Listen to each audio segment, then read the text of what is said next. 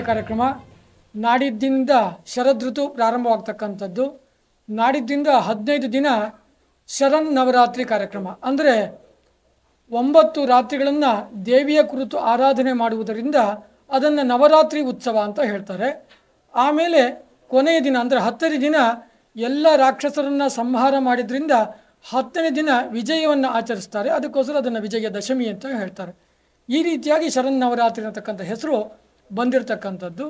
ನಮ್ಮ ಶಿವಮೊಗ್ಗ ನಗರದಲ್ಲಿ ಅತ್ಯಂತ ಧಾರ್ಮಿಕ ಹಾಗೂ ಪುರಾಣ ಪ್ರಸಿದ್ಧಿಯಾಗಿರ್ತಕ್ಕಂತಹ ದೇವಸ್ಥಾನಗಳಲ್ಲಿ ಏಕೈಕ ದೇವಸ್ಥಾನ ಆಗಿರ್ತಕ್ಕಂಥದ್ದು ನಾಗಸುಬ್ರಹ್ಮಣ್ಯ ದೇವಸ್ಥಾನ. ಇದು ಒಲಿಮಿಕದಿಂದ ಕೂಡಿರ್ತಕ್ಕಂಥ ದೇವಸ್ಥಾನ.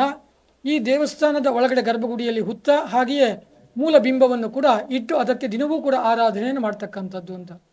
ಇದಾಗಲೇ ನಾವು ಕಳೆದ ವರ್ಷ ಅಂದರೆ ಕಳೆದ ತಿಂಗಳಂದರೆ ಮೇ ತಿಂಗಳಿನಲ್ಲಿ 15ನೇ ಬ್ರಹ್ಮಕಲಶೋತ್ಸವವನ್ನು ಕೂಡ ಆಚರಣೆ ಮಾಡಿದ್ವಿ. ಈ ವರ್ಷ ಅಂದರೆ ಈ ಬರ್ತಕ್ಕಂತಹ ಈ ಅಕ್ಟೋಬರ್ 3ನೇ ತಾರೀಕಿನಿಂದ 16ನೇ ವರ್ಷದ ಶರನ್ನವರಾತ್ರಿ ಉತ್ಸವವನ್ನು ಆಚರಣೆ ಮಾಡ್ತಾ ಇದ್ದೀವಿ. ನಾವು ಪ್ರತಿ ವರ್ಷವೂ ಕೂಡ ದೇವಿಯ ಹಲವಾರು ಅವತಾರಗಳಲ್ಲಿ ಒಂದೊಂದು ಅವತಾರಗಳನ್ನು ಸೃಷ್ಟಿ ಮಾಡಿ ಆ ಅವತಾರಗಳನ್ನು ಪ್ರತಿಷ್ಠಾಪನೆ ಮಾಡಿ ಅದರ ಮುಂದೆ ಭಗವತಿಯ ಆರಾಧನೆ ಆಗಿರ್ತಕ್ಕಂಥ ಚಂಡಿಕಾ ಯಾಗವನ್ನು ನೆರವೇರಿಸ್ತಾ ಬಂದಿದ್ದೇವೆ. ಈ ಬಾರಿ ವಿಶೇಷವಾಗಿ ಶಿವಮೊಗ್ಗ ನಗರದ ಪ್ರಖ್ಯಾತ ಕಲಾವಿದರಾಗಿರ್ತಕ್ಕಂತಹ ಶ್ರೀಯುತ ಪ್ರವೀಣ್ ಕವೇಟ್ಕರ್ ಅವರಿಂದ ಚಾಮುಂಡಾದೇವಿ ಅತ್ಯಂತ ಚಾಮುಂಡಾದೇವಿ ಅಂತಂದರೆ ಎಲ್ಲ ರಾಕ್ಷಸರನ್ನು ಸಂಹಾರ ಮಾಡಿ ಕೊನೆಗೆ ಶುಂಭ ನಿಶುಂಭರನ್ನು ಸಂಹಾರ ಮಾಡಿರ್ತಕ್ಕಂತಹ ಒಳ್ಳೆಯ ಕ್ರೋಧ ರೀತಿಯಾಗಿರ್ತಕ್ಕಂತಹ ಕೂತಿರ್ತಕ್ಕಂಥ ಅವತಾರವನ್ನು ಮಾಡಿ ಅದಕ್ಕೆ ನಿತ್ಯವೂ ಕೂಡ ಪೂಜೆ ಆರಾಧನೆಗಳನ್ನು ಮಾಡಿ ಚಂಡಿಕಾ ಯಾಗವನ್ನು ನೆರವೇರಿಸ್ತಾ ಇದ್ದೇವೆ. ಈ ಯಾಗವು ಪ್ರತಿದಿನ ಬೆಳಗ್ಗೆ 9 ಗಂಟೆಗೆ ಪ್ರಾರಂಭವಾಗಿ 12 ಗಂಟೆ 30 ನಿಮಿಷಕ್ಕೆ ಮಹಾಪೂರ್ಣಾವತಿಯೊಂದಿಗೆ ಯಾಗ ನೆರವೇರ್ತಕ್ಕಂಥದ್ದು. ಹಾಗೆಯೇ ಪ್ರತಿದಿನ ಮಧ್ಯಾಹ್ನ ಪೂರ್ಣಾವತಿ ಯಾಗದ ನಂತರದಲ್ಲಿ ಮಹಾಪ್ರಸಾದ ಹಾಗೂ ಅನ್ನಪ್ರಸಾದದ ವಿನಿಯೋಗ ಕೂಡ ಇರತಕ್ಕಂಥದ್ದು. ಇದಲ್ಲದೆ ನಾವು ಸಾಯಂಕಾಲ 3ನೇ ತಾರೀಕು ಸಾಯಂಕಾಲ ಸಂಜೆ 6 ಗಂಟೆಗೆ ನಮ್ಮ ಶಿವಮೊಗ್ಗ ನಗರದ ಹೆಸರಾಂತ ವಿದುಷಿಯರಾದ ಶ್ರೀಮತಿ ಪುಷ್ಪಾ ಕೃಷ್ಣಮೂರ್ತಿ ಇವರ ಉಪಸ್ಥಿತಿಯಲ್ಲಿ ಶರನ್ನವರಾತ್ರಿಯ ಉದ್ಘಾಟನಾ ಕಾರ್ಯಕ್ರಮ ನೆರವೇರ್ತಕ್ಕಂಥದ್ದು. ಈ ಕಾರ್ಯಕ್ರಮದ ಅಧ್ಯಕ್ಷತೆಯನ್ನು ನಮ್ಮ ದೇವಸ್ಥಾನದ ಅಧ್ಯಕ್ಷರಾಗಿರ್ತಕ್ಕಂಥ ಶ್ರೀಯುತ ಎಚ್ ರಾಮಲಿಂಗಪ್ಪನವರು ವಹಿಸ್ತಾರೆ.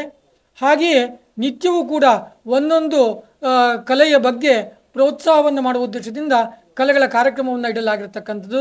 ಒಂದಿನ ಸಂಗೀತ ಕಾರ್ಯಕ್ರಮ, ಇನ್ನೊಂದು ದಿನ ಭರತನಾಟ್ಯ ಕಾರ್ಯಕ್ರಮ, ಇನ್ನೊಂದು ದಿನ ಸುಗಮ ಸಂಗೀತ, ಹಾಗೆಯೇ ಭಕ್ತಿ ಪ್ರಧಾನವಾಗಿರ್ತಕ್ಕಂಥ ವಿಶೇಷವಾಗಿರ್ತಕ್ಕಂತಹ ನೃತ್ಯ, ಸಂಗೀತ, ಗಾನ ಇವೆಲ್ಲವನ್ನು ಇಟ್ಟಿರ್ತಕ್ಕಂಥ ಒಂದು ಕಾರ್ಯಕ್ರಮ, ಒಂದು ದಿನ ಯಕ್ಷಗಾನ ಕಾರ್ಯಕ್ರಮ, ಇನ್ನೊಂದು ಮಕ್ಕಳನ್ನು ಪ್ರೋತ್ಸಾಹಿಸುವ ಉದ್ದೇಶದಿಂದ ಮಕ್ಕಳಿಂದಲೇ ಗೀತ ಗಾಯನವನ್ನು ಇಟ್ಟಿರ್ತಕ್ಕಂಥ ಕಾರ್ಯಕ್ರಮ. ಈ ರೀತಿಯಾಗಿ ಆಮೇಲೆ ಸಾರ್ವಜನಿಕವಾಗಿ ಮಹಿಳೆಯರನ್ನು ಪ್ರೋತ್ಸಾಹಿಸುವ ಉದ್ದೇಶದಿಂದ ಇದು ಮಹಿಳೆಯ ಕಾರ್ಯಕ್ರಮ ಆಗಿರೋದ್ರಿಂದ ಮಹಿಳೆಯರಿಂದ ಒಂದು ನಾಟಕ ಕಾರ್ಯಕ್ರಮವನ್ನು ಕೂಡ ಹಮ್ಮಿಕೊಂಡಿದ್ದೇವೆ. ಇದೆಲ್ಲರ ಜೊತೆಗೆ ನಿತ್ಯವೂ ಕೂಡ ಸಾಯಂಕಾಲ 5 ಗಂಟೆಯಿಂದ ಸ್ಥಳೀಯ ಮಹಿಳೆಯರಿಂದ ಲಲಿತಾ ಸಹಸ್ರನಾಮ, ಸೌಂದರ್ಯ ಲಹರಿ ಕಾರ್ಯಕ್ರಮ ನೆರವೇರತಕ್ಕಂಥದ್ದು. ಅದಲ್ಲದೆ ನಗರದ ವಿವಿಧ ಭಜನಾ ಮಂಡಳಿಗಳಿಂದ 5 ಗಂಟೆ 30 ನಿಮಿಷದಿಂದ 6 ಗಂಟೆ 30 ನಿಮಿಷದವರೆಗೆ ವಿವಿಧ ಭಜನಾ ಮಂಡಳಿಗಳಿಂದ ಭಜನಾ ಕಾರ್ಯಕ್ರಮ ನೆರವೇರ್ತಕ್ಕಂಥದ್ದು. ಇದೆಲ್ಲವೂ ಕೂಡ ಸಾಯಂಕಾಲ 5 ಗಂಟೆಯಿಂದ ರಾತ್ರಿ 8 ಗಂಟೆ 30 ನಿಮಿಷದವರೆಗೆ ನಡೀತಕ್ಕಂಥದ್ದು.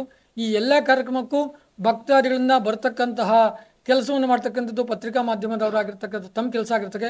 ಹಾಗಾಗಿ ತಮ್ಮ ತಮ್ಮ ಪತ್ರಿಕೆಗಳಲ್ಲಿ ಈ ವಿಚಾರವನ್ನು ಪ್ರಸ್ತುತಪಡಿಸಿ ಎಲ್ಲ ಭಕ್ತಾದಿಗಳನ್ನು ಬರುವ ಹಾಗೆ ಮಾಡ್ತಕ್ಕಂಥ ಕೆಲಸವನ್ನು ಮಾಡಿಕೊಡ್ಬೇಕಾಗಿ ತಮ್ಮಲ್ಲಿ ಪ್ರಾರ್ಥನೆ. ಹಾಗೆಯೇ ದಂಪತಿಯುಕ್ತರಾಗಿ ಕುಟುಂಬ ಸಮೇತರಾಗಿ ನಿತ್ಯವೂ ಕೂಡ ಆಗಮಿಸಿ ಈ ಕಾರ್ಯಕ್ರಮದಲ್ಲಿ ಭಾಗವಹಿಸಿ ಪ್ರೋತ್ಸಾಹಿಸಬೇಕಾಗಿ ಮತ್ತು ಭಗವಂತ ಹಾಗೂ ಭಗವತಿಯ ಕೃಪೆಗೆ ಪಾತ್ರರಾಗಬೇಕಾಗಿ ತಮ್ಮಲ್ಲಿ ಕಳಕಳಿಯ ಪ್ರಾರ್ಥನೆ.